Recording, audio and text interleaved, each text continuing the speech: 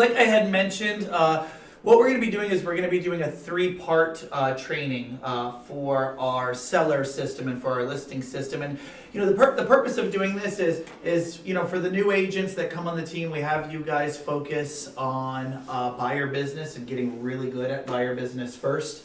Obviously, we have some agents in here that have done a good amount of buyer business. We have some that have done no buyer business at all. But we find it important on our team.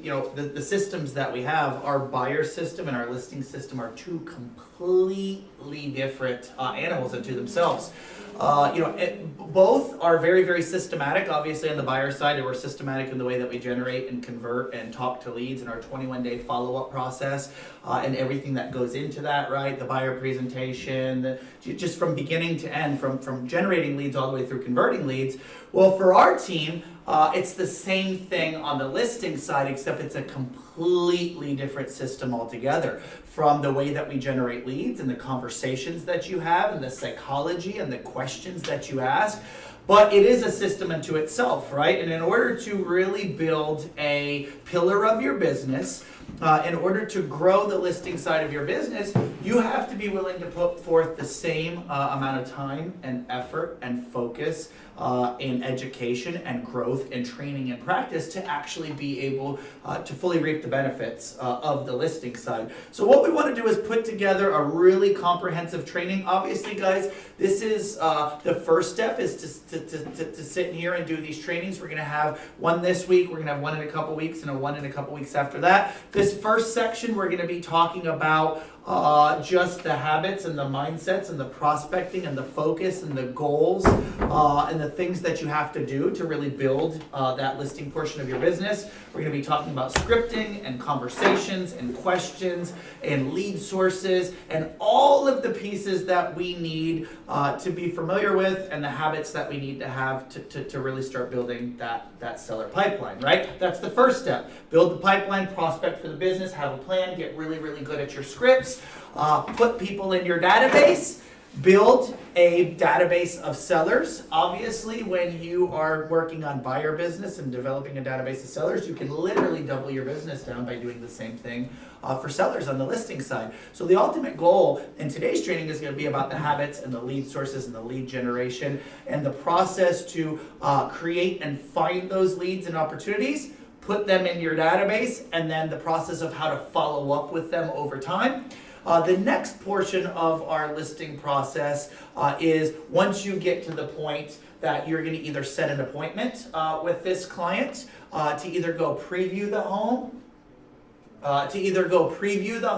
or to go to the listing appointment itself. And when you reach that point in the listing process, there's a whole other set of things that we do.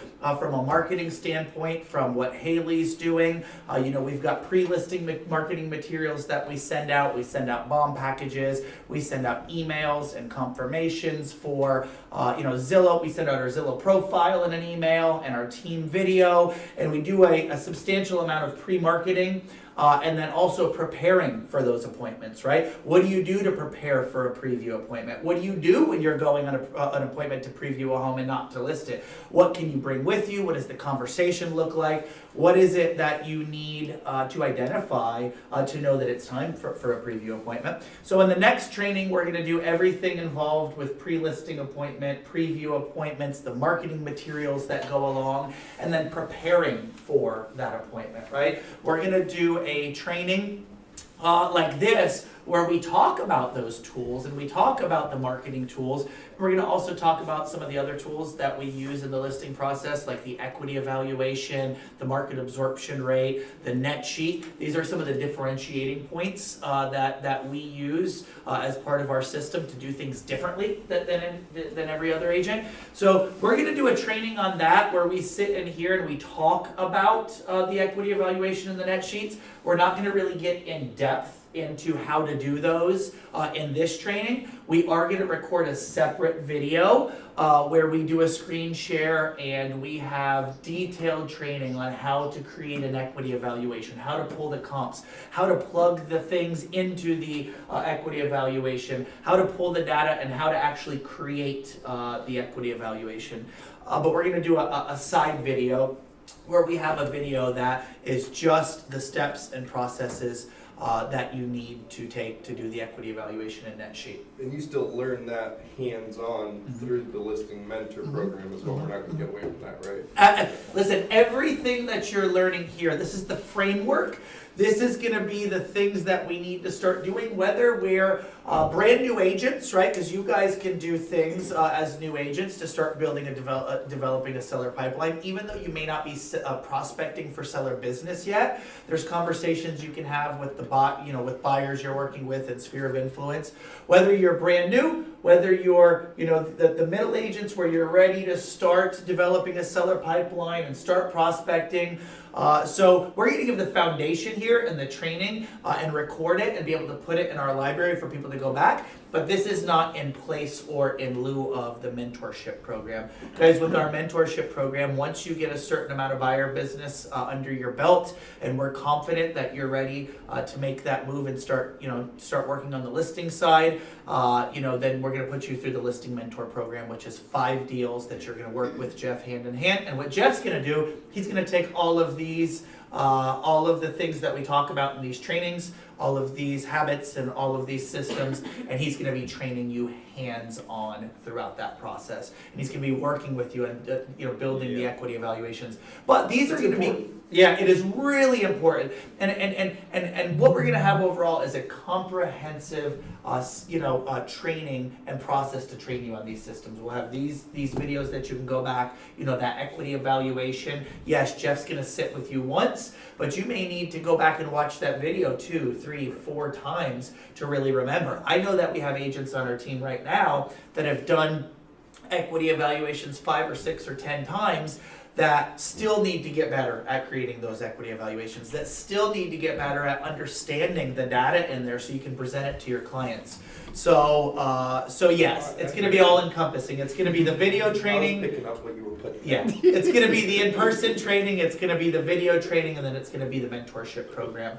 So the first part's going to be seller lead generation. Second part is going to be listing appointment, preview appointment, and marketing. And then the last training is going to be taking a listing, servicing the listing, and what the process looks like once you get listing paperwork signed and what happens after that point. So the purpose is, after all of this and having this training library, you're going to have a really good knowledge of all of the different pieces. What I hope is that every one of you guys take the pieces that you learn here, start applying it, and really start working toward building that pillar of your business to give yourself an additional income stream. Guys, the biggest benefit and the biggest takeaway from this, whether you're a brand new agent and you haven't even put a buyer under contract yet, whether you're a mid agent or an older agent, starting to develop and build a seller pipeline can never happen too early, right? You can start doing it right now, day 1. Week 1, month 1 on our team, because just like buyers, there's a nurturing process, right? You're trying to find people that are planning on selling their home in the next 18 to 24 months, right? Some people you're going to find that are ready to list right now.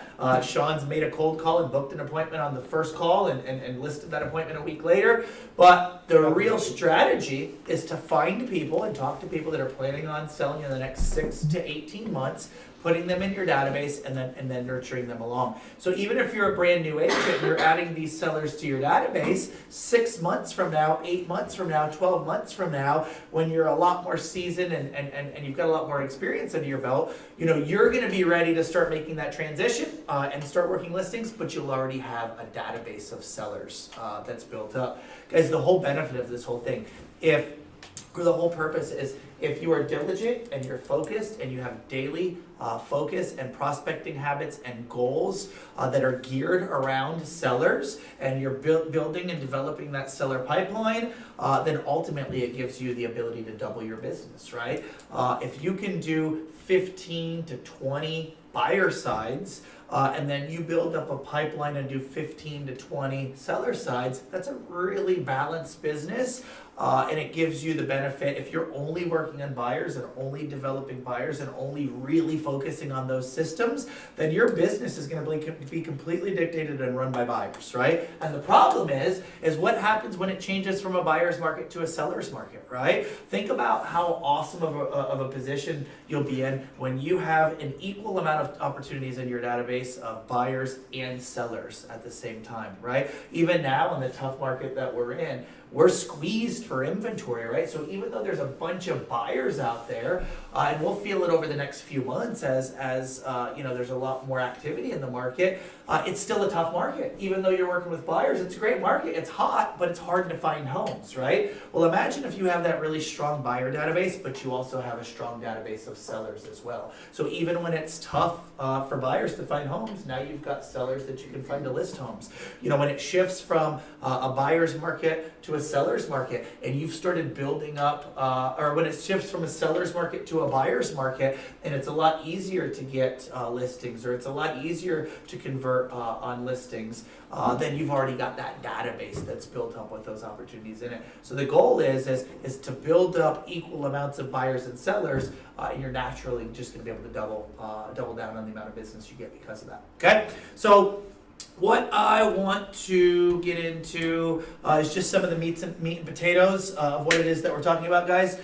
First is getting in the right mindset. Obviously, I already mentioned, guys, with the real focused effort, daily habits, daily goals of how many people you're going to talk to and put into your database. It is a real great way to add a whole additional pillar to your business and easily add 10 to 15 sides, right?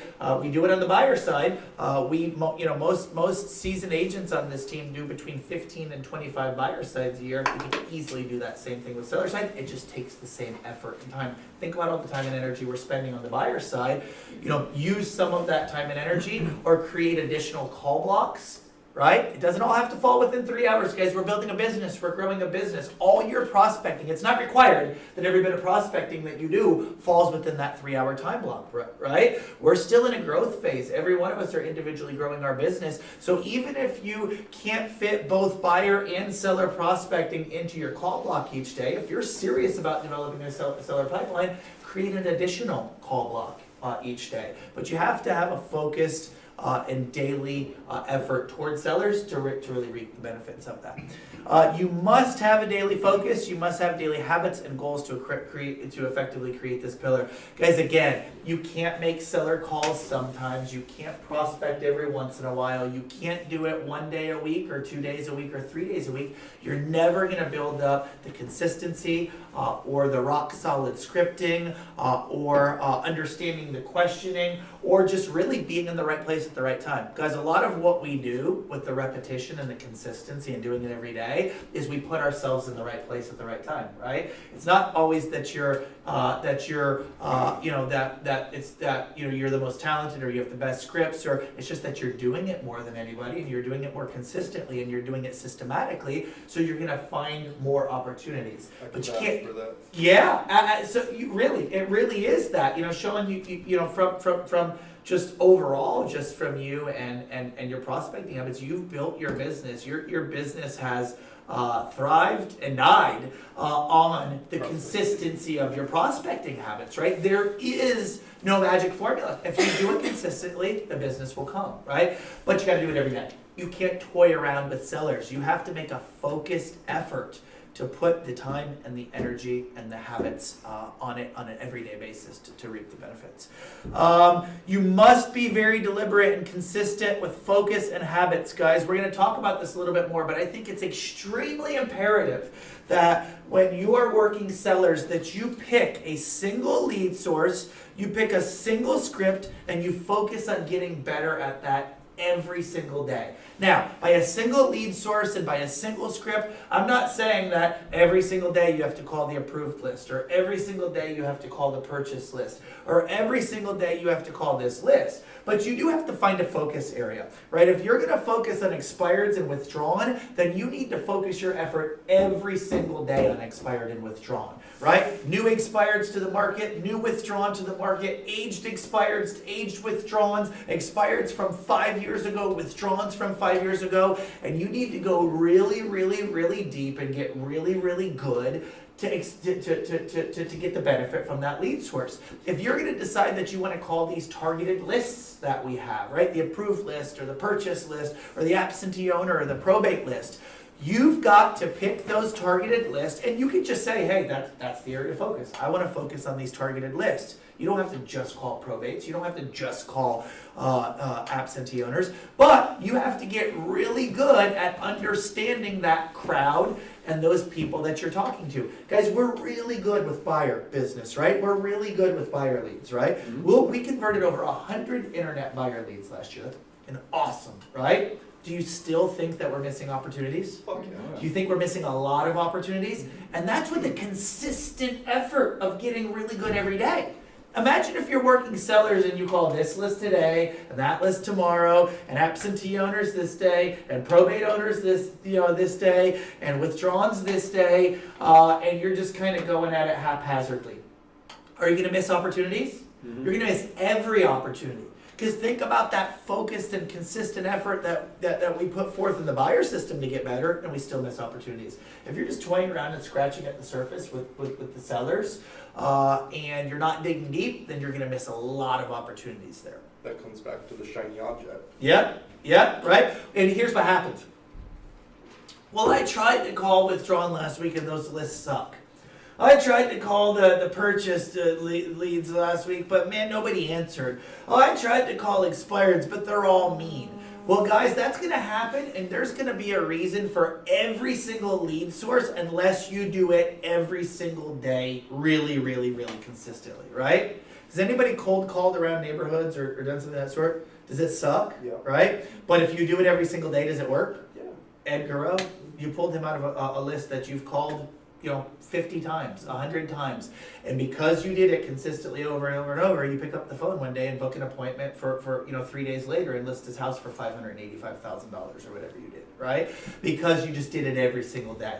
So you got to be consistent. You got to have a singular focus on the type of leads you're calling. Guys, one of the things that I've noticed that kind of shows itself is that, I've witnessed agents on our team calling around sellers, and because they just call random lists and they're all over the place, they don't even know the right script to use for this seller. I've literally heard an agent calling and saying, these leads, they're all lying to me. They're telling me that they never had their home listed before on the market, and I know that they did. And I said, okay, what list are you calling? Oh, I'm calling the approved list. And I'm like, the approved list did not previously have their home listed on the market. That is expired and withdrawn, and FSBO list that had them previously listed on the market. So if you think about that, just by calling from one to the other and not understanding and fully grasping the scripting you should be using, this person was making those calls every single day and thinking that they were lying and getting beat up because they were using the wrong intro and script, and they were telling this person they had their house on the market previously when they didn't.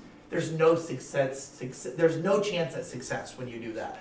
So again, it's the importance of getting really, really, really good and having a singular focus on one lead source. All right, and you must work at perfecting your craft, your process, and your system. Again, guys, it's the same mindset that you're going to use when you're building that buyer pipeline. It takes that consistent time on task to create the consistent results. Guys, you have to know that focusing on a single source every single day on your single script, practicing that script, getting really good at that script over and over and over and over again, and working on that. Are you listening to something over there? A podcast or something, Marcus? Because I can hear that louder than I can hear you talking. Oh, sorry about that. Yeah, it's okay. You can turn it down or do something. Right. Or pay attention. Yeah, or pay attention. One or the other. Or leave. Yeah. Any of the three. But it is key that you have that consistent and deliberate focus over time, guys. Any type of prospecting, you have to do it over time to get the results. Okay.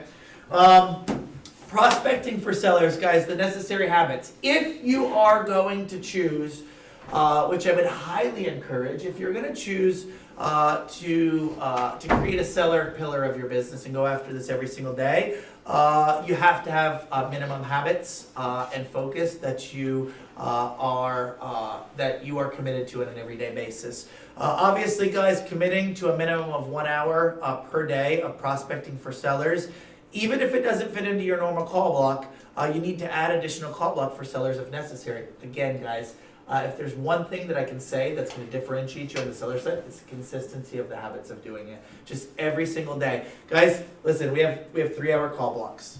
There is not anybody on this team that isn't efficient enough to work your buyer database in an hour.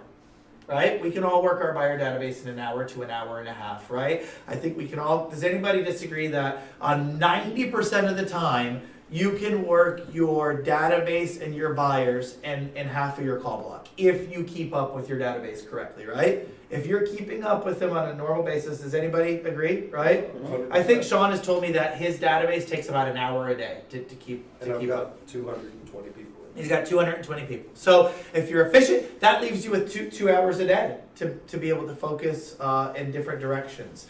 I'm saying a minimum of an hour a day. You got to be consistent. You got to dig deep. You got to give yourself enough at-bats, okay? But you must commit to the same time and effort as when you're building your buyer business. We've already covered that. Guys, I think as a minimum, as a goal, it's not enough if you want to benefit from sellers. Because again, let me point out something really important. There are different lead sources for sellers, and we're going to talk about them next. But with sellers, for the most part, the big difference is with buyer business, these people are coming to us, right? We're paying a lot of money, we generate a lot of leads, and they come to us. They have to take steps to get to us. They have to go to the internet, they have to go through these processes, they have to click on our ads, they have to register, they have to give us our information, right? So there is some type of intention on their part. They come to us, and we still have to work our asses off to filter through and find the opportunities, right? It's work, right? Think about sellers. It's kind of the opposite end of the spectrum. For the most part, you have to go after seller business, right? You have to prospect seller business, right? Yes, we do have we have expireds and we have FSBOs and we have withdrawn. Those are low-hanging fruit, right? Those are people that have already identified themselves as people that want to sell. We have buyer leads, right? 1 out of every 3 buyers is also a seller, so that's a great source. We have sphere of influence and past clients, right? That's great. But outside of that, right, if you want to consistently prospect for sellers, you have to have an additional source. You have to have a mojo source. You have to have a list or somebody you're going to be calling. That's outbound effort, right? That's outbound calling. So it takes a lot of time and energy. So just making those calls and committing an hour a day isn't enough of a goal to create a seller pipeline. I think it's imperative that you have a goal of literally every day. If you're gonna develop, if you're gonna focus time on sellers, have a goal of adding one person to your database every single day, right? Because if you just have a call block in an hour, I'm just gonna call for an hour a day. That's not gonna help you accomplish your goals on the seller side, right? You have to have something that's measurable, right? I think it's very doable and achievable to find one seller nurture a day, right? For sure. One nurture a day, right? Guys, nurture. For those that don't know, Sean, what do you consider a nurture? I mean, I know what I put up here, but what do you consider a nurture? So for me, it's someone who within the next 6 months to 2 years is going to sell a house. But they have definitive. So a nurture isn't to me somebody who says, yeah, I want to sell my house in the next 2-4 years. Okay, awesome. So where are you going to go? Oh, I don't know yet. Okay, well then there's no definitiveness to them. So in my mind, they're not a nurture, right? They don't know where they're going to go. They don't have a plan of what they're going to do. Somebody who is a nurture to me is going to sell within the next 6 to 12 or 6 to 24 months. But they're going to have definitive answers. Yes, I'm moving to North Carolina. I've got family there. I moved here 15 years ago. It's always been my plan to get back there, and this is the reason why. Okay, you're a nurture. I know exactly what's gonna happen with you. Now you're going to my database. Now, if that's 2 years down the road, of course, there's lots of things that could change, but they've given me answers that I'm looking for, with a plan on why they're gonna do it. Yeah, that's great. That's great. Jeff, do you have anything to add to that? Anything to? Not really. I mean, I kind of follow the same protocol there. You know, I'm looking for that definitive motivation from people. You know, I don't mind nurturing and keeping up with people over the long haul, right? And we talk about it all the time. You know, if somebody's a year and a half out and we make a phone call every few weeks or month to touch base and continue that relationship, and it's 2 or 3 minutes per call over a year's time, how much time do I have invested in nurturing that relationship that ultimately translates into thousands of income dollars, you know? Not only that, but past clients as well. Well, right, naturally, Right. yeah, that, you know, and then the whole past client, raving fans, you know, just the ongoing and forever relationship. Yep. Yeah, so I follow. I want to add a little bit more to that, because I'm guilty of doing it in the past, is looking to add people to your database without a definitive. Sure. And not getting, what you don't want to do is you don't want to gunk up your database. Yeah, with a don't bunch of garbage in, garbage shitty- out. Yeah, with a bunch of shitty nurtures. So for instance, like, they said they want to move, but there's no definitiveness to it. So yeah, they said they want to move, but next time I follow up with them, they don't know where they're going to go Yeah. and things like that. Now that's just a person's name and a phone number that I'm calling, and It's just maybe they do garbage. something, maybe they don't. But Why it's do they want to wasting move? time. Where do they want to Right. move? When do they want to move? Why is that important? Is this something they're definitely going to do? What needs to happen for them to make that move? How long have they been considering this? These are all questions to ask early on in those conversations, because again, the great news is, guys, every single person that owns a home is either going to eventually sell it or die. And then when they die, somebody else is going to sell it for them, right? So if you think about it that way, every Right. single homeowner that you talk to is going to at some point, right? The average person owns 5 homes in their lifetime. 5 homes, right? That's crazy, right? So the reality is that we just have to make sure that that the nurtures, somebody that's labeled a nurture, we don't just want to put people in the database, like Guilty Sean of said, for the sake of doing it. We want to put them in there because we've had that conversation. And listen, guys, I can identify clear motivation for somebody that wants to sell in a year or a year and a half or 2 years. Kids are leaving the home. They're going to be empty nesters. The Surecliffs, right? They bought a boat. The boat is housed over, near the ocean. They're tired of driving back and forth every day. Their kids are going to private school. They're ready. There's a clear motivation. If there's a clear motivation, then that is a good opportunity, and it also gives you something to lean back on every time to make You sure. need it to have that conversation again. Without that clear motivation, Yeah. you're literally just calling. Yeah. That's awkward. Yep. So exactly. So the goal is to add one nurture every single day. Again, guys, with 1 hour a day or whatever it takes to add one nurture a day with a single lead source, with getting really, really good at the scripting of that lead source. Think about when you dumb that down, right, guys? We do really good at just dumbing things down, right? Just let's break it down into the smallest bite-sized pieces. I focus on one lead source. I get really, really good at that script.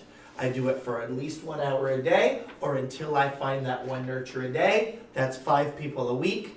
In 6 months from now, I've added 200 potential sellers to my database.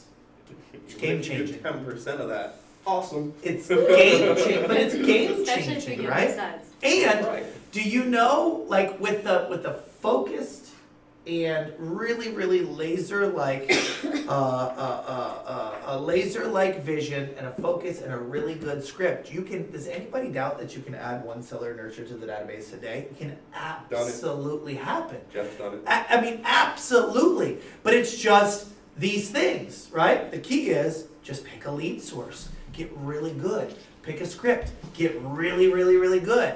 Spend an hour every single day. Add a nurture and then role play, guys. Role play if you're going to be working on sellers, right? Even if you are, and you guys are probably too early to role play sellers for the brand new agents. But you should get, but hey, listen, you could still be asking your buyers seller questions. So this early on for you guys, get good at asking the questions, hey, do you have a home to sell? And then when they say yes, get really good at the handful of questions. How long have you owned? Will you need to sell this home to buy your next home? What do you know? So there's a series of questions that we'll be going through. But again, role play. If you're going to commit to this and you're going to do everything else we talked about, right? Then commit to those role play calls 2 to 3 hours a day. Guys, think about it. Daniel, you're a great example, man. Like you are thriving in your business because if I can identify one thing that has differentiated you, you've got incredible at your script. Everybody that's ever role played with you has said how great your script is, right? You have taken that script and got just so on point, and you're reaping the benefits. Imagine if you do that in seller business. Imagine if you can navigate. Is your script 10 times better now than when you started? When you first started, did you used to get hung up on all the? Did you get hung up on all the time? Yeah. Did you get beat up all the time? Yeah. Did you get lied to all the time? Did people smoke screen you all the time? Did people blow you off all the time? Does that shit happen Did nearly John as yell you much all the anymore time? as it did now? What's changed?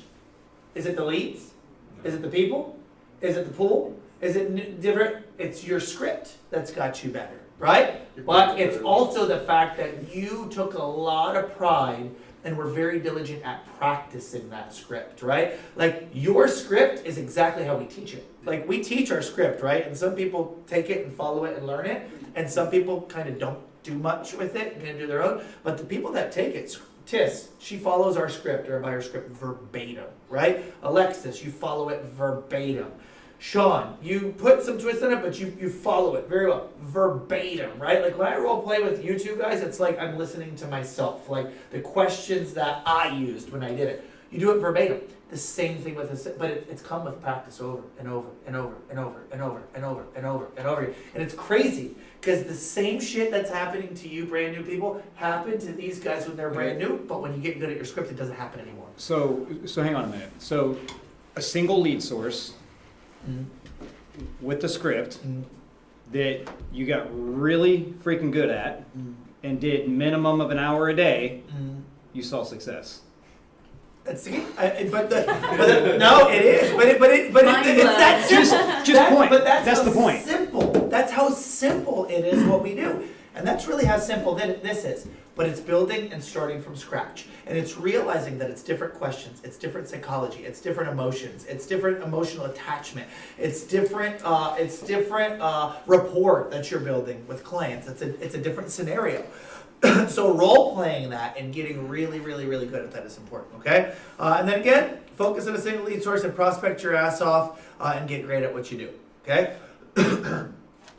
Seller lead sources. Pick one and get really, really, really good, all right? Guys, I'm gonna go through this. I've already talked about a lot of these lead sources individually, but I do wanna spend a few minutes on each. Buyer leads, right? Anybody in this room got any seller business off of buyer leads that we've generated? For sure. Right? How simple is it to get seller business out of buyer leads? Easy. I mean, that's the easiest. Isn't it? Isn't it the best When they're place? ready to sell. Like, right? Now, let me ask you something on the contrary. How many times, which is weird, have we represented somebody as a buyer when somebody else was selling their home? Right? We've had people here that are working with a local listing agent to sell their house, but then we've been able to pick up the buyer business. Right?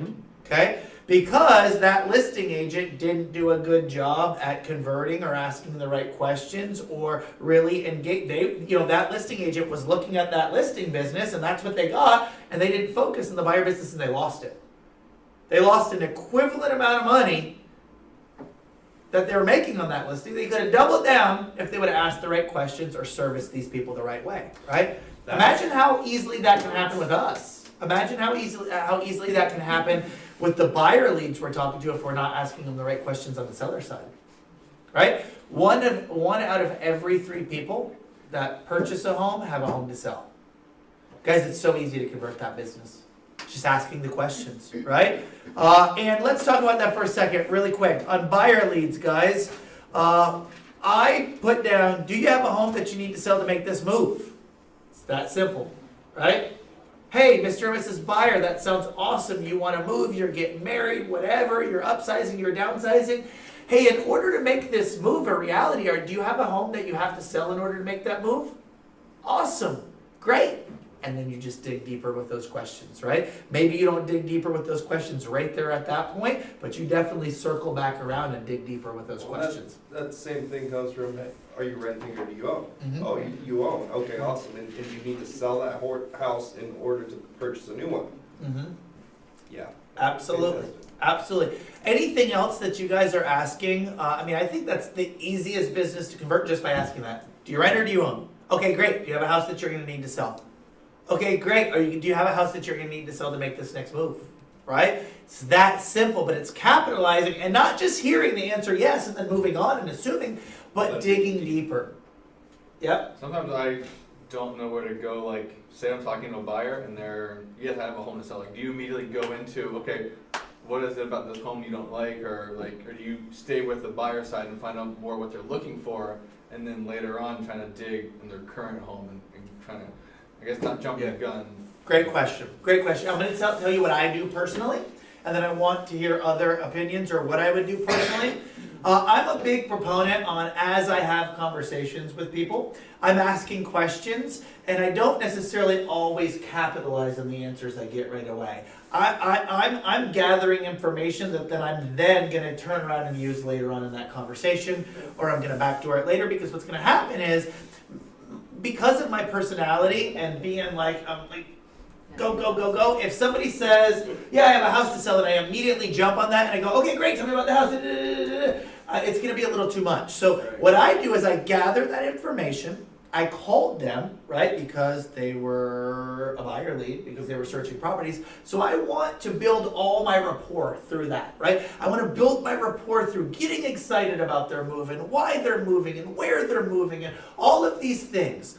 If I find out they have a house to sell, I'm going to take that and I'm going to put it in my back pocket, and I'm going to come back around and I'm going to revisit that after I've already built rapport and after I've already built some trust with these people, right? Why? Because they're going to trust me more, because they're going to be more forthcoming, because I'm going to feel less like a salesman, because I'm putting their best interest first. They did not register on my website to look at properties so I can badger them with questions about their listing or the property they have to sell. I want to service them and build that trust and rapport through that buyer business and through that buyer conversation, and then revisit that. Hey, listen, by the way, you had mentioned that you have a home to sell. That's awesome. If you don't mind me asking, how long have you lived in that home? Right? What's your reason for moving? You know, where's it located? How long have you owned? What type of upgrades have you done? Hey, are you going to need to sell that home? So then dig deeper. I already know they need to sell a home. Now I'm going to turn around, because what's going to happen is if I start asking too many questions about that home up front, it's going to derail me from, they're going to put a wall up, but it's also going to derail me from fully qualifying them out. I would rather fully qualify them out and then approach that home they have to sell as a by the way. Hey, by the way, I know what I'm doing. I haven't forgot. Your listing is not a by the way. It's actually probably my top priority, because we need to list that before we can buy.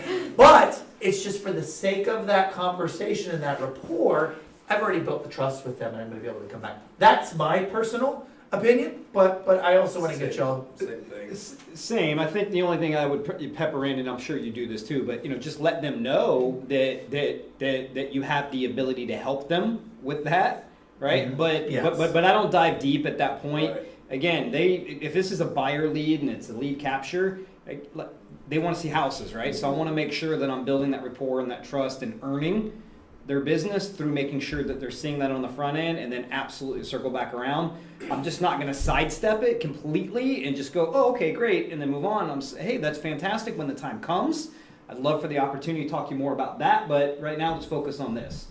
Right? And most people are registering to see if the house that they want is out there, if they want to sell their house. Right. That's Right, what to most find people something say. to motivate them to want to sell their house, Yeah. right? Exactly. Yeah, I would encourage them and get wrapped up in the excitement and the fact that you want to help them, guys. this is kind of a sidebar from this, but the more excited you are for them and their move and why they came to you, right? They came to the website to look at properties and to get excited about a move. I want to capitalize on that excitement in that moment because I'm going to build a relationship through that, and then I'm gonna make that transition over to the seller side after I've already established that. Coolio? Cool. All right. Buyer leads. It's an easy one. It's something that we should all absolutely be capitalizing on. Sphere of influence and past clients. Guys, this is absolutely one of the best and easiest sources of listing business. You have to stay in front of them and ask for the business. Guys, I think that Jason coming in yesterday and that information we got from him was just unbelievable and awesome. And I'm actually working on a system that I'll complete today about how to institute that into our business, just the way to ask for the referrals.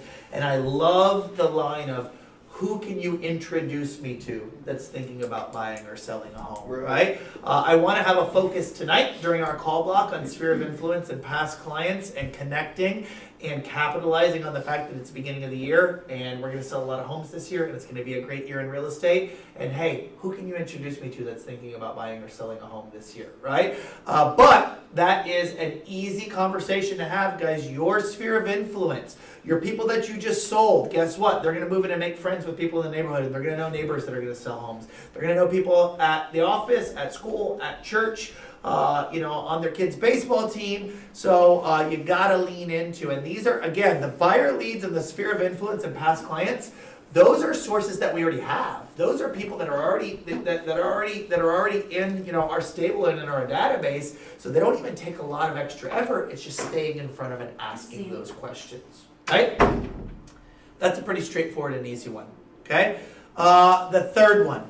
And guys, I don't want to get too far on the tangent here. Go ahead, Sean. Just out of curiosity, so you have for sale by owner, expireds, and withdrawals all listed together. So is that a target pillar? No, I would say I put those together because with FSBOs, expireds, and withdrawn, the reason I put them there, as far as the outbound business that you're going to be doing, right? The buyer leads and the sphere of influence, those are people that we already have. That's not an extra outbound effort per se. But you have to have an outbound effort if you want to build a seller business, right? And FSBOs and expireds and withdrawn, the reason I put them all together is because those are the 3 seller lead sources that are absolutely hands down the lowest hanging fruit, right? Everybody know what I mean by lowest hanging fruit? These are people that have already raised their hand and identified themselves as interested in selling their home, right? FSBOs currently have their home on the market. Expired and withdrawn, they previously had their home on the market. There was a motivation. There was a time frame. There were all the things that, to show motivation. But for some reason or not, they didn't sell or the house is still in the market. So it's not that all of those are a single lead source, but those are all lead sources that are really, really low-hanging fruit. Guys, I will tell you this. As high level as a team as we are, as great as we are at systems and processes, as much as we differentiate ourselves from the crowd, as high level as we are at prospecting, I think it is absolutely foolish and ridiculous if some of you guys don't create a pillar of your business and a lead source of FSBO and expired and withdrawn business. It's silly, I say, right? Guys, 90%, 95% of listings that expire, whether they're current listings or aged expireds, 95% of them are going to list and sell their homes again. For sure, right? Withdrawals, 95% of them are going to list and sell their home again. FSBOs, guys, these are people that are currently have their home on the market, that are motivated to sell. This is hands down the easiest business to convert, and we're absolutely crazy if somebody does not, or if people do not choose these as lead sources. It's important that you create tons of value, that you determine their motivation, that you differentiate yourself from everybody else that's calling them.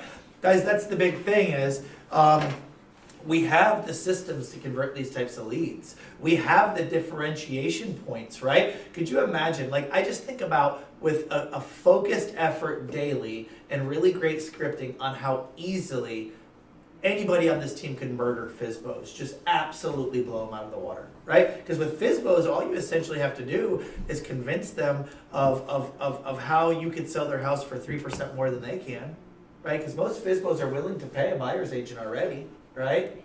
So essentially, what they don't want to pay is the 3% to list the home, right? All we got to do is convince them that our systems and our processes are worth that extra 3%. That's a given. That's a given. But this is a lead source that is right there. I mean, guys, and 80% historically, 80% of people that list their home as FSBO ultimately end up listing with an agent anyway, right? So I think it's crazy if we don't have people that focus on that. But again, if you're going to do FSBO, if you're going to do expired or withdrawn, it's got to be a focused and conscious daily effort. I can tell you right now, you focus on FSBO, you do it every single day, you follow the system that we have, and you get really good at the scripts, and you will sell 15 more houses this year than you did last year. Those are people that are already ready to sell their home. So that's huge. Absentee owner probate purchase, guys, again, these are targeted call lists. These are people that we've identified that are more likely to sell their home because of life circumstances, whether they be probate leads and a spouse died or that house is left to them in a will, whether they be absentee owners and they own this as an investment property, whether it be the purchase list and they purchased their house in 2010 or 11 and they have a tremendous amount of equity. Again, these are targeted lists that you could just kill it if you have a really good script and a really good focus. But again, I think it's really important that you focus in on that list. And So that's what that purchase, on the sync, it's they purchase bought. means that they bought their house or refinanced their house in 2010 or 11. Which the reason why that's a great target is it's been 7 years. Most people are ready to move after 7 years. Not only has it been 7 years, but our values in our market have gone up 90% in the last 7 years. Right? So you've got people that are sitting on an unbelievable amount of equity and that are in that ideal time to want to sell.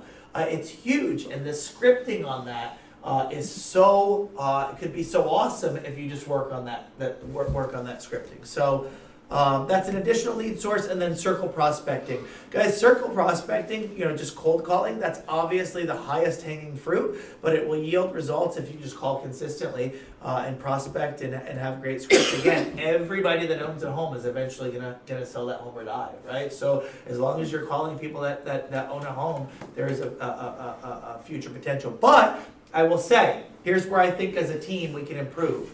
We do a lot of outbound prospecting and calling. We do a lot of calling for sellers. But if we would just get more focused in our effort and more singular in our focus and more laser-like in the people that we're calling and focusing on individually and picking that one lead source and just getting better at it, I can tell you that our conversion will absolutely go through the roof.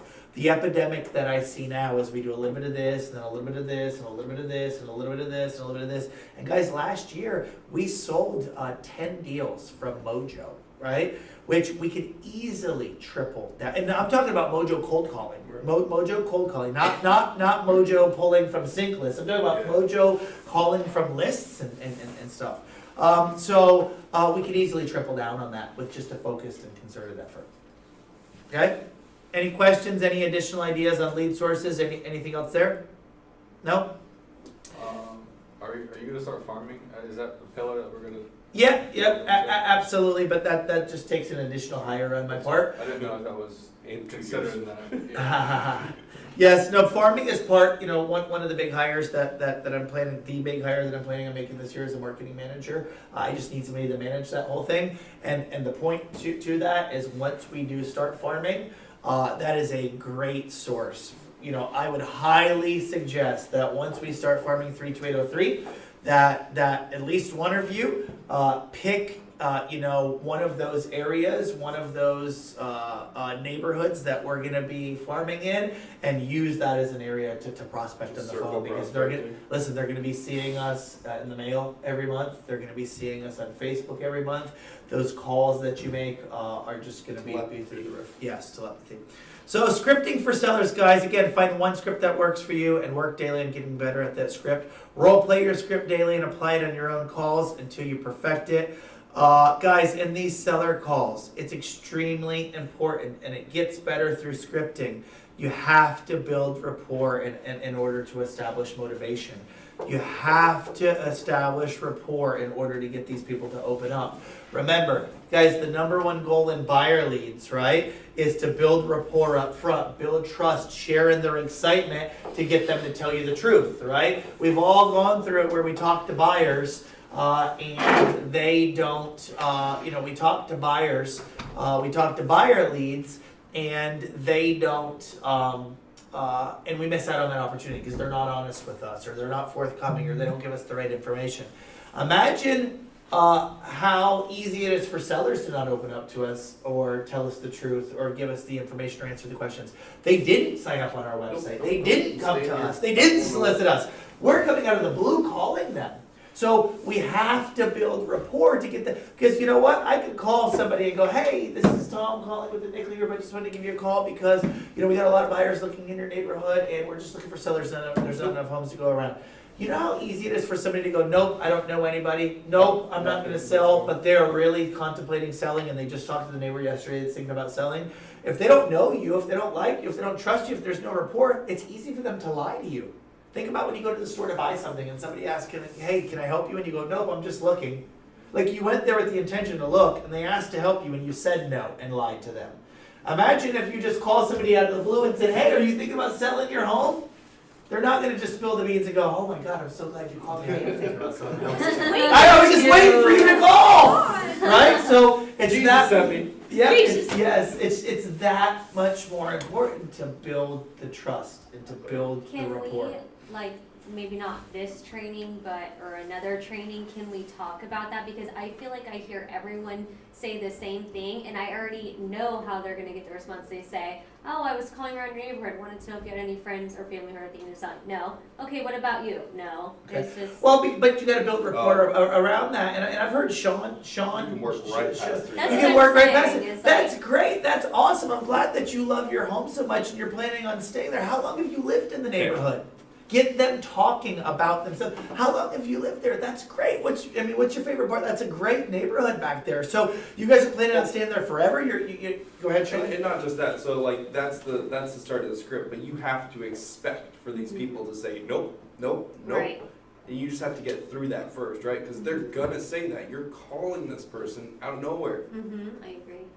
What are you gonna say when So what somebody do calls you say? I'm just curious. So I say, okay, that's awesome, it never usually happens that somebody's ready to sell the minute I call them. So how long have you lived in the neighborhood for? Okay, awesome. I've got a couple friends who live in that neighborhood, whatever it is, right? And then you just get into conversation with them, okay? And did you raise a family there? How long have you been here? And you're talking more about that. And have you done any updates to the house? And now you're talking to them. It's just a conversation, right?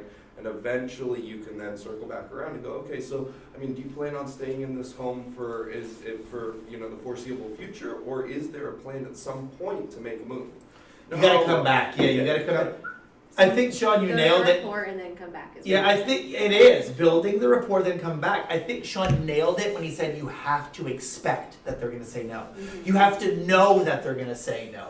You have to know and then and focus on engaging them in a conversation and humanizing the conversation. It's the same thing in a buyer lead, just looking. Like we all know they're gonna say just looking, Yeah, right? Like we expect that, Yeah. right? And that's just a given, so we immediately just move right past that. Okay, awesome. Well, what areas you just looking in? Right. Of course you are. Of course you're just looking. That's why you're on the Everybody website. is. Yeah. What are you looking If for? you weren't looking, you wouldn't be on my So website. in the version, for the seller scripting, like Sean said, is hey, listen, that's awesome. I completely understand. It's rare that I call somebody and they say, oh yeah, I was thinking about listening today. I'm glad you called. I rarely call anybody that's thinking about moving when I ask that question. Hey, how long have you lived in the area? Hey, and then just build rapport, humanize it, and then come back around. Hey, listen, it's awesome that you guys love the neighborhood. You've been around so long. I'm sure that you're attached. So are you planning on staying there forever? Right? So again, rather than them giving you that objection up front and you keep digging deeper and deeper and deeper, just agree and say, yeah, I completely understand, I get it, and then come back after you've built that rapport and then dig deeper with questions. Okay. Make sense? Mm-hmm. Anybody else got anything to add on that one? Nope. Okay, so Mass Builder Board established motivation, different mindset than buyers, registering on the website. Seller scripting has to be extremely question-based. It's the only way to keep control of the conversation with sellers. Again, guys, this goes into the fact of the psychology behind the phone call, right? Our buyer calls are extremely question-based, but we can get away with talking in those because remember, they came to us, right? They came to us. So we could talk about neighborhoods, and we could talk about the website, we could talk about the features, and we could talk about the value, we could talk about neighborhoods, we could talk about schools. But we don't have that leisure with seller leads because they didn't call us for shit. They didn't register for shit. So you have to ask questions to get them talking. You can't, the commonality that we have to build rapport with buyer leads is they came to your website to look at houses. Let's get excited about your move. With seller leads, there's no commonality there. So you have to ask the questions to get them to open up, to find the commonalities in the areas that you can build rapport with. Just make sure, because I know we really like to dumb it down on the team, which is awesome, it helps. But don't go in with 21 questions, guys. Yeah, No, yeah. It doesn't work. No. Go in with a very conversational, question-based script. It's a big difference. Yes. Seller scripts and questions can be found in Google Drive, guys. In your Google Drive, in your listing system, and under scripts, we've got all of our seller scripts. We've got the call around scripts, we've got expired scripts, we've got FSBO scripts, we've got I think we've got a list of 50 different questions for sellers, motivation questions for sellers. So make sure to utilize those. Yeah, I would suggest on that. That's an awesome resource of great motivation based questions. It's not expected to memorize or know 50, right? But find 6, 8, 10 that are great that you could use in every conversation. That fit you. I mean, Right. all of those questions, that's the same question. Mm-hmm. Yep. Just guess the motivation. Yeah. Yep, motivation.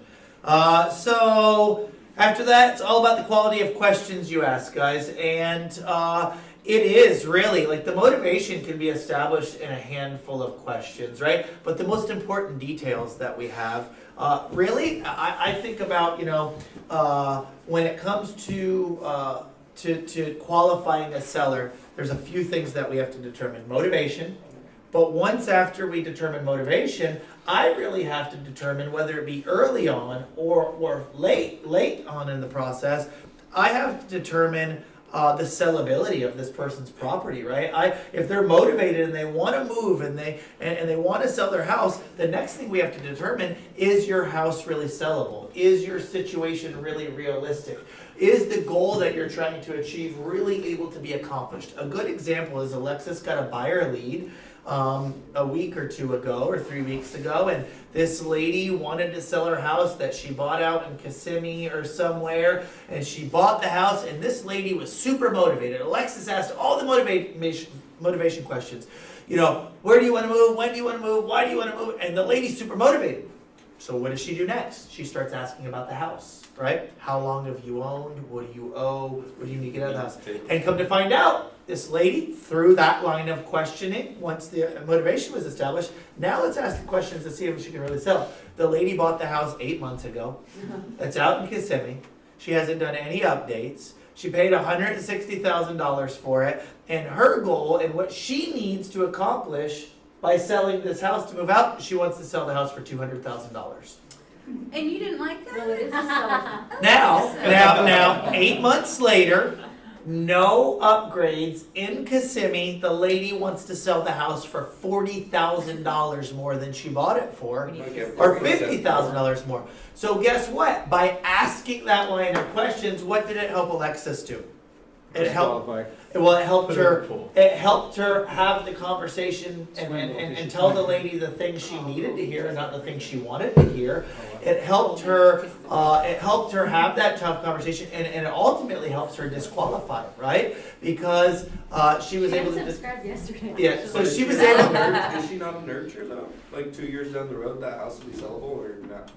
Maybe, but it at least helped her determine right now Yeah. that this lady, what she wants to do right now is not possible. On the Solution. other side of that, Just get Tiss's appraiser. Yeah, yeah. Right, I got his Now we number. gotta get it under contract first. Ask me how that goes. on the other side, that was a little fishy too, because her dad, she wanted me to find the value of her dad's house too. Oh, Because okay. I think he's Red thinking flag, about refinancing. Gotcha. And so it was just, yeah, but So at any rate, there's important questions that I think that when talking to a seller early on in the initial conversation during the seller lead generation, I think there's important questions to ask. And you guys, I want you guys to add to these. I want you to tell me anything that I'm missing here, or just elaborate on what it is that we have here. But how long have you owned your home? Right? It's an important one. It's really important, and that gets you into a conversation. Yep. Yep. How long have you owned your home? Because not only do you find out how long they've owned that home, but how long have they been in the area?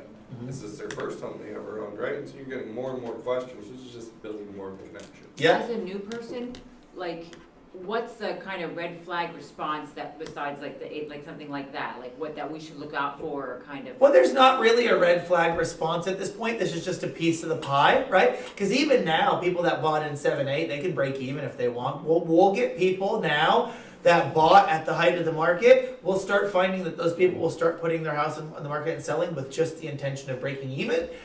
So it used to be if they bought their house in 7-8, that was a big, huge red flag. It still is kind of, but you got to remember that when they bought the house is just a portion. It's just a piece of the pie, but it gives us an idea. And again, like Sean said, it's just a conversation piece, and it's a piece of the pie because they might have bought their house in a year that's ideal. They might have bought their house in 2010 and 11, and it sounds really, really, really, really great.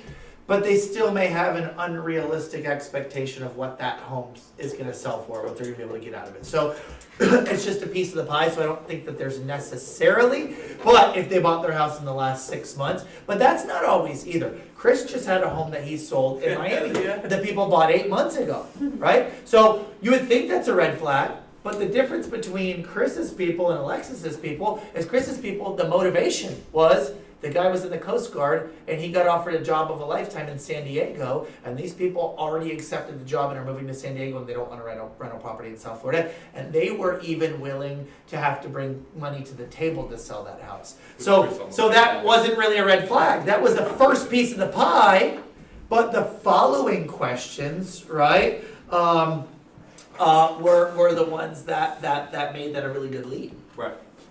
Did somebody else raise their hand and have a question? No, we just had it funny because Chris almost made them bring money to the table. Yeah. oh, it was that. So how long have you owned your home? What type of upgrades have you done to your home?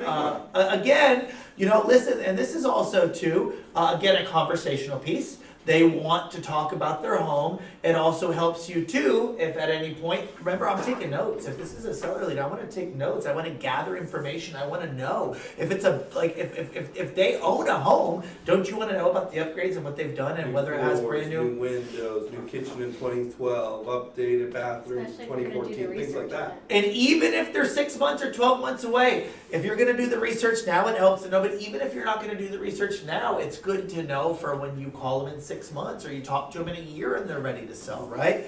How much do you own your home? It's a big one. That's a really big one. Anybody that's taken any listings, that determines many times if somebody can sell or they can't sell. Or if they're gonna be able to hit their goals, right? If somebody says, I wanna sell and I wanna do this and I need to make this much money, well, it's important to know how much they owe on that home to determine if that's even realistic, if their other goals are realistic. Do you know what homes like yours are selling for? Guys, this is a great way to test the waters, to get them to tell you what they think their home's gonna sell for without straight up saying, hey, listen, how much do you need to sell your home? Again, do you know what homes like yours are selling for? How much would you like to sell your home for? hey, listen, ideally, again, right? This is still early on. This is first phone call, second phone call, third phone call. It gets an idea, and it gives you a look into what it is that they're thinking that they can sell for or they need to sell it for, and again, going to help you determine if it's even realistic, right? Are you going to need the money from selling this home to purchase your next home? So an easier way to say that is, do you need the proceeds from this home to purchase the next home? Absolutely. It's important, right? Think about buyer leads. You're talking to buyers, right? Guys, it's an important question because when it comes to buyers that have a home to sell, there's many different scenarios. They can buy this next home without having to sell that home at all. It's not contingent. That makes for one type of buyer. They can buy, they need to sell this home and they need the proceeds, but they're gonna make plenty of money on this home to buy the next home. Or, like Dave and CJ, they are up Schitt's Creek and they need a miracle to happen and there is a slim to no chance that they're gonna make enough from, but you have to know where your client falls in to be able to know how quality of a lead this actually is. You know, if you've got somebody that has to sell this home and they have to make $40,000 in their pocket or else they can't make the move and you run all the numbers and it looks more like they're gonna make $15,000 in their pocket, does it help you know how to service this lead better? Or how not to service this lead? Something I would say on that too, if you're asking that line of questioning about the money and who, that seller that you're talking to, if they can give you like purposeful answers, yes, I need to do X, Y, Z. That's my plan. That's a motivation tell. Oh, yeah, They've been sure. thinking about it. They've got a plan. They know what they need to do. It's not just a hope, wish, and a prayer. Yep. Yep. That's so true. It's such a good point. Yep. What other, are we missing any other questions up here? Probably 100. Okay. Right, but that's But that's the document. that's the that I have. majority that's going to get you through your first conversation. You gotta remember, Yeah. I'm looking at first conversation, second conversation to put together the pieces to determine, right? To determine what kind of quality. I need to determine if this is A, B, or C. Just because they say they want to sell and they have to sell and they need to sell and they're motivated, it doesn't make them an A buyer. Because if they don't have the ability to sell, if they owe too much money, if they're upside down, if they have a shithole and they want to sell it like it's the Taj Mahal, right? Then all of these things are important to determine, is this a nurture? Is this somebody that I can convert over the long haul, right? And last but not least, following up and nurturing. Okay, guys, obviously we know the fortunes in the follow-up. The purpose is to do it every day, to be deliberate, to practice and role play and get really good at our scripts, to get into these calls and build rapport and identify your best your seller opportunities and to find your nurtures and to ask the right questions to determine whether they're good, whether they're nurtures or not. And then once we determine, the fortune is in the follow-up. Guys, if we identify these people early on in the process and we do all those things the right way, guess what? All we have to do is follow up the right way and use our conversion points, and that will ultimately turn into business. I can say that Jeff has probably seen the benefit of that more than anybody on the team. He has converted more long-term nurture seller business than anybody because of just these pieces, right? I was just gonna say, man, every single seller deal that I've done has been because of long-term follow-up. Yeah. Yep. Period. Doing the things that we've already talked about and then executing on the long-term follow-ups, Yeah, okay? he's by far the poster child for He is. the follow-up on sellers. So what can we do to follow up and nurture and to service these clients throughout until they're ready to sell? Guys, after your initial call, send your seller first contact email. We all have that canned response, guys. That is a great way to differentiate yourself and to set an impact. Listen, guys, we can absolutely earn business early on in the process by differentiating ourselves, right? We talked to them a year before and we send them this first contact email and it's got our team video and our Zillow profile link and our TNG resume, right? And we have set ourselves up as a professional because they're going to remember you. They're going to know who you are, and now you've established yourself as a professional early on in the process. So for every seller lead that you talk to and you add to your database, send your seller first contact email with the video, with the Zillow profile link that's already in there. So and wait a minute, that's not the send introduction email that you, No, No, this is in your Gmail. okay. Okay. Can't- In your canned responses. This is in your canned responses. We can show you upstairs. It's in your Gmail and it's called Seller First Like Contact buyer email. first, Yeah. Yep. all right. Right there. And it's got a video and it's got a Zillow profile link, and you'll want to attach the TNG resume on there, which is some of our seller collateral. And again, you're giving them a video, you're giving them Zillow reviews, you're giving them, a piece of a paper collateral, a download. And again, it's just all encompassing and as far as setting yourself apart as a professional. Okay. Follow up. Set the expectation that you're going to follow up in a week to 10 days, right? Because this lead may be a year away from selling. They may be 6 months away from selling. They may be a year and a half away from selling. Why in the hell would I follow up from that initial conversation in 7 to 10 days? Make sure you got my email, make Yeah. sure you got my contact Or they info, did you report get the video and stuff, and also a little bit of value that I put in there. And what is it doing? Hey, it's setting the expectation on the first phone call that you're a professional. And then what are you doing? You're following through. Mhm. Hey, here's what I'm gonna do. Guys, you know how often people, are not ever given expectations, right? Like consumers. Think about buyers and sellers. They're never given expectations or a plan or a process or what to expect next or what to do next, right? And if they are, it's rarely ever followed up on, right? So by simply setting an expectation, here's what to expect from me, here's what I'm gonna do next, I'm gonna send you this email, it's gonna have a cool video about my team, it's gonna have our Zillow link, it's gonna have a resume for our team. I know you're still a year out, but hey, I'd love for you to take that 5 minutes. I'm gonna follow up with you in a week to make sure that you got that email, to make sure that you got my email address, I got your email address correctly, to make sure that we get you set up and just to answer any questions you might have. Guys, the whole benefit is to set the expectations that you're gonna do something professional, and then to execute on doing that thing that you said you were gonna do. I think the follow-up there on that is even more imperative than it is on the buy side. Simply because on the buyer side, they're getting daily email updates Yep. from Commissions Inc. with properties in your face and so on and so forth. On the seller side, they're not seeing anything Yeah, how immediately often? and thereafter Like every 6 weeks? from you, right? So Yeah. that 7 to 10 day initial follow-up to be that professional, follow through and continue to be top of mind for them is critical. Guys, people remember, and let me tell you something. The reason why Jeff converts so much long-term business is because these steps that he pulls up front. These steps that he does, these little pieces that people remember. You can gain somebody's loyalty by doing these things way early on in the process and then just continuing to follow up throughout. It's amazing how easy it is. It's amazing how simple it is. It's just having the gumption and the belief that me doing this now is going to pay off in the long haul, and the compound of doing it every time. Remember, do this one time every day to a single nurture that you picked out and put in the database 5 times a week, 20 times a month, 120 times in 6 months, 240 times in a year, and are you going to get business from it? Every single time, guys. Every single time, right? Our goal is to find one nurture a day. Just give them this service, guys. It's an extra 5 minutes, right? I guarantee you that if you put one nurture in, like we talked about, it's not a bullshit nurture, each day, you'll do minimum 24 deals. Yo, absolutely. 100%, for sure. Minimum. Right? No effort. Send your text with contact information. Send a text with your contact information, maybe the video link or any other valuable content that you want.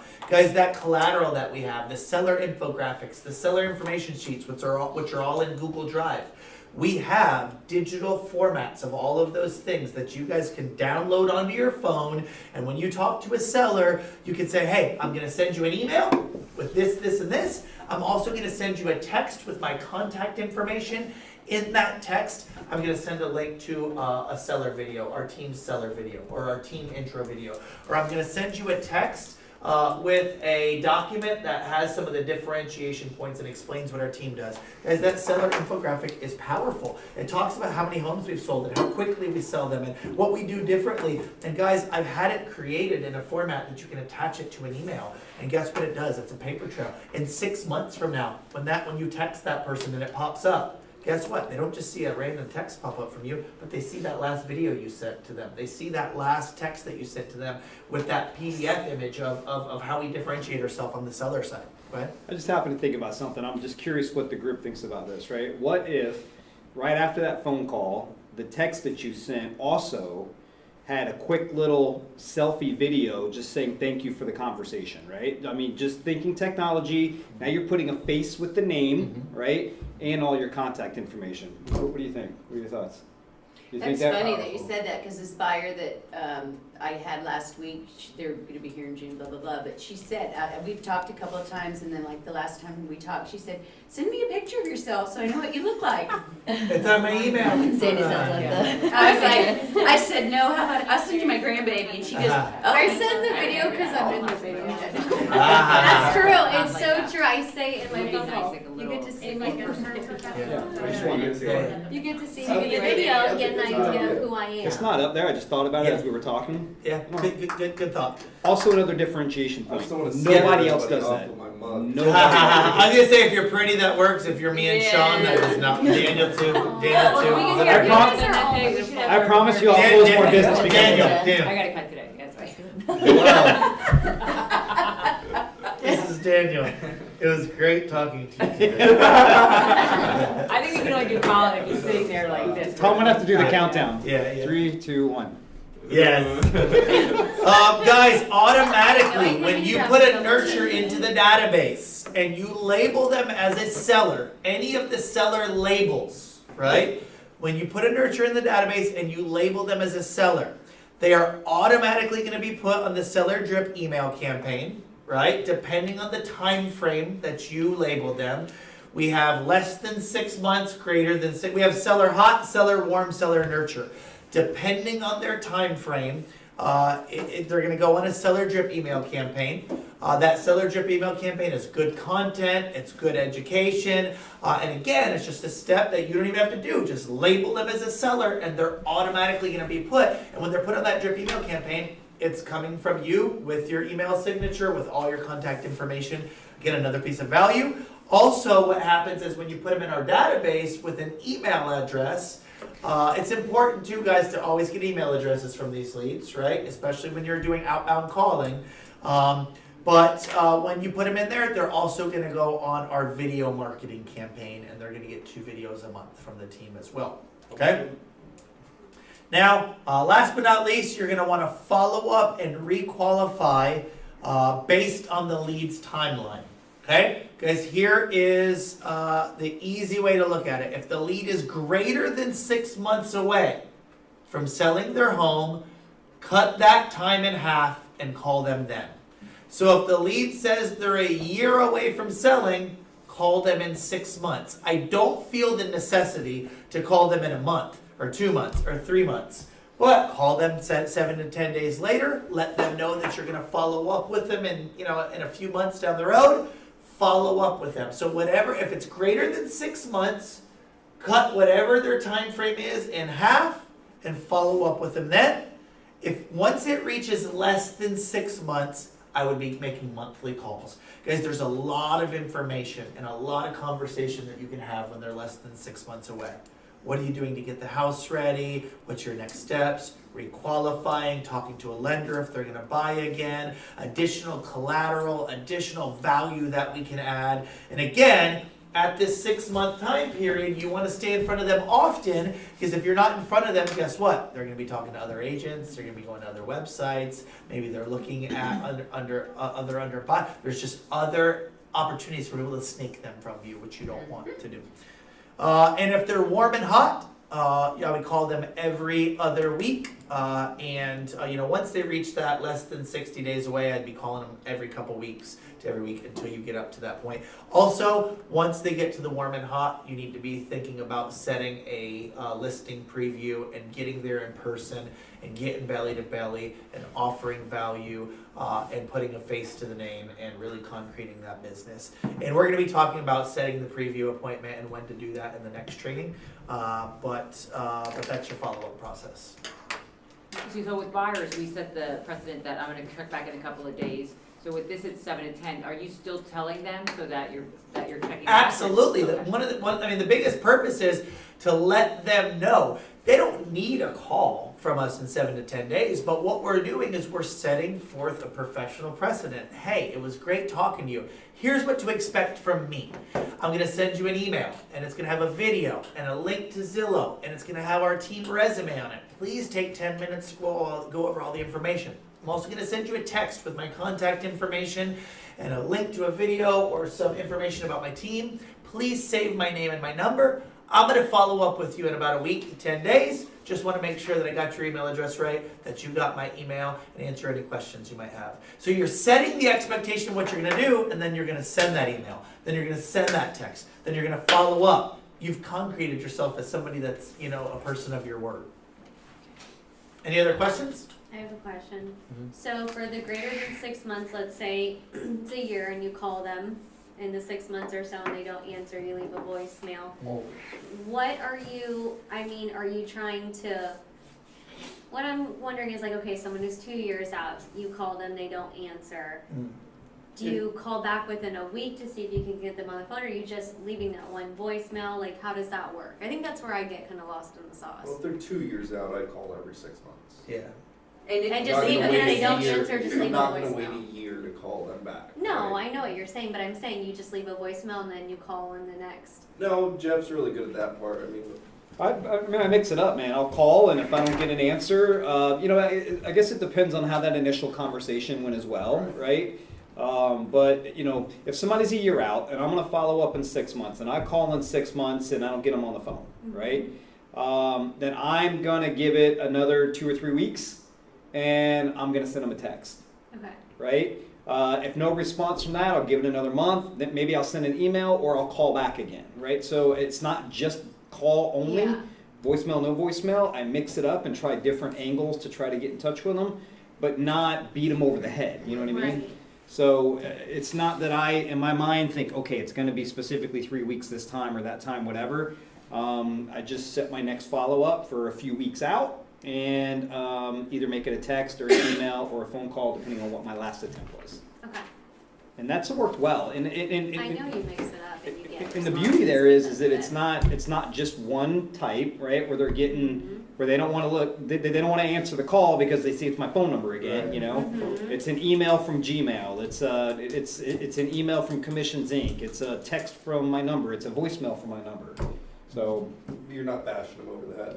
Right. Because they don't need to talk to you every 5 They don't. minutes, They which makes don't. sense, but I'm just saying. and I understand that, and I'm just banking on the fact that the consistency of my follow-up is going to earn the business when they are ready. Okay, yeah. Yep. And what I would encourage everybody to do, to wrap this up is for you new girls that are brand new, my main focus, if I were you, is just getting really good at making sure that you're asking those questions with the buyer leads, that you are practicing that in your role play, that once you identify somebody as a seller and they say they do have a house to sell, just to get comfortable and acclimated with asking those questions as far as as far as the qualifying questions about the house they have to sell, how long have they owned, just start getting comfortable with that piece. I think for you guys it's too early to start making those seller calls yet. We got to get really good, but you can still get good at that seller scripting and that seller conversation with those people on the phone.